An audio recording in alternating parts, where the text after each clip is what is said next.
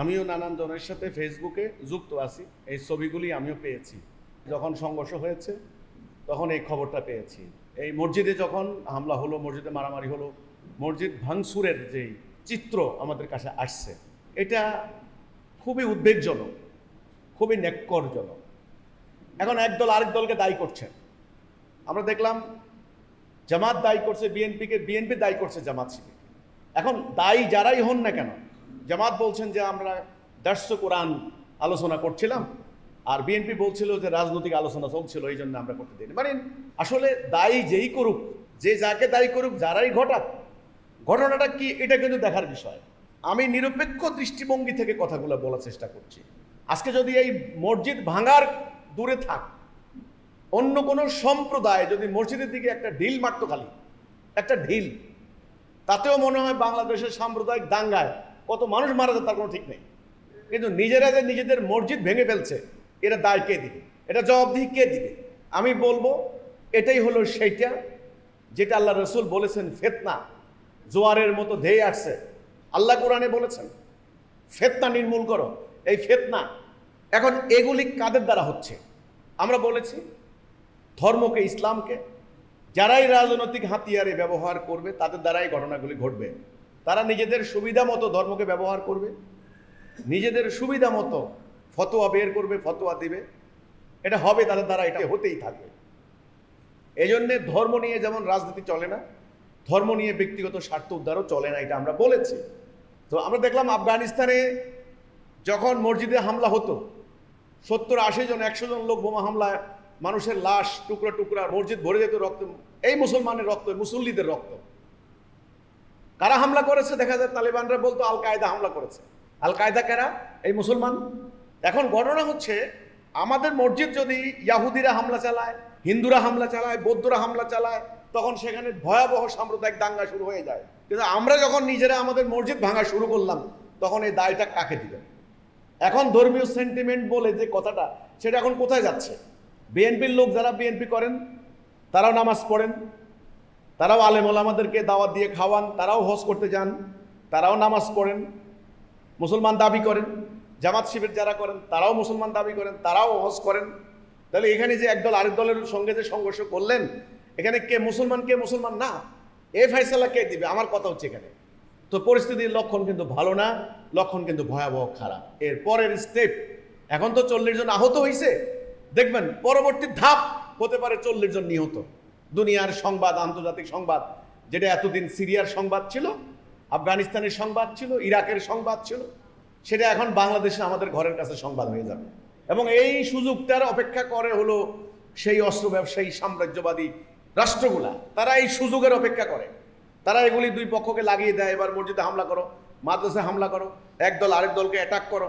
তা আমরা এই নোংরা রাজনীতি, এই স্বার্থের রাজনীতি, এই ধাপ্পাবাজের রাজনীতি আর কতদিন করব? গণতন্ত্রের নামে, ইসলামের নামে, আমি বলবো জাতীয়তাবাদের নামে এই যে রাজনীতি যতদিন চলবে, ততদিন দেখবেন মসজিদ মাদ্রাসা বলে কোনো কথা নেই, বাড়ি ঘরও থাকবে না, মান সম্মান ইজ্জত থাকবে না, জীবন থাকবে না, দেশে অর্থ থাকবে না, পাচার হয়ে যাবে, সম্পদ থাকবে না, সম্মান থাকবে না। এটাই ছিল ইবলিসের সাথে আল্লাহর চ্যালেঞ্জ। ইবলিস এটা ঘটাবে, আল্লাহর হুকুম অমান্য করে এটা করবে। তো এই হলো আমার কথাটা। নোয়াখালীতে যে ঘটনাটা ঘটলো সেটা নিয়ে জবাবে আমি বলতে চাই, আল্লাহ রহম করেছেন, আল্লাহ দয়া করেছেন, আল্লাহ করুণা করেছেন। এই জাহিলিয়াত থেকে আমরা মুক্ত হয়েছি। অনেক জায়গায় আমাদের কর্মীদেরকে ওরা ধরে মারে, এক হুজুর করে চরমনাই নাকি জামাত করে, মুরিদ মসজিদের ইমামতি করে। কি ব্যাপার, আমাদের পিছনে নামাজ পড়ো না কেন? বলছে আমরা আপনাদের পিছনে নামাজ পড়বো না, আপনারা অর্থের বিনিময়ে ধর্মের কাজ করেন, ধর্ম নিয়ে রাজনীতি করেন, এই জন্য আপনাদের পিছনে আমরা নামাজ পড়বো না। আমরা হিজরত করেছি, আমরা বয়কট করেছি। যেখানে ইসলামের প্রকৃত চর্চা হবে না, যেখানে অর্থের লেনদেন ঘটবে, যেখানে ধর্মের বিনিময়ে অর্থ আদান প্রদান হবে, যেখানে বসে অপরাজনীতি করা হবে, স্বার্থের রাজনীতি করা হবে, উগ্রবাদের বিস্তার ঘটানো হবে, আমরা সেই জায়গা ত্যাগ করেছি। এটার নাম দিয়েছি আমরা হিজরত।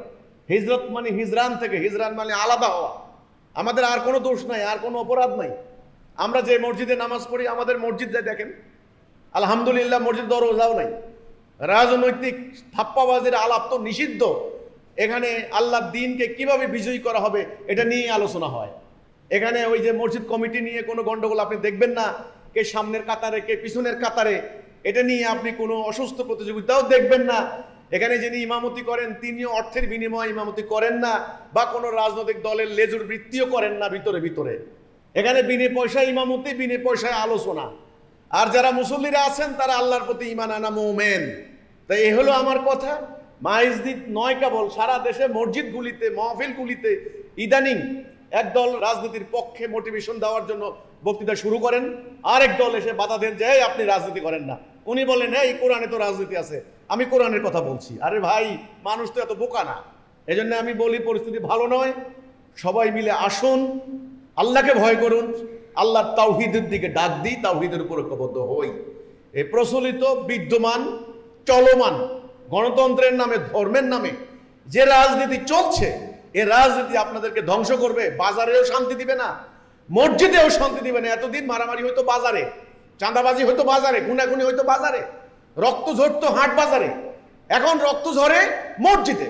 এতদিন দোকানপাট ধ্বংস হইতো, আগুন দিত, এখন ধ্বংস হচ্ছে মসজিদ, এখন রক্তের গঙ্গা বয়ে যাচ্ছে মসজিদে।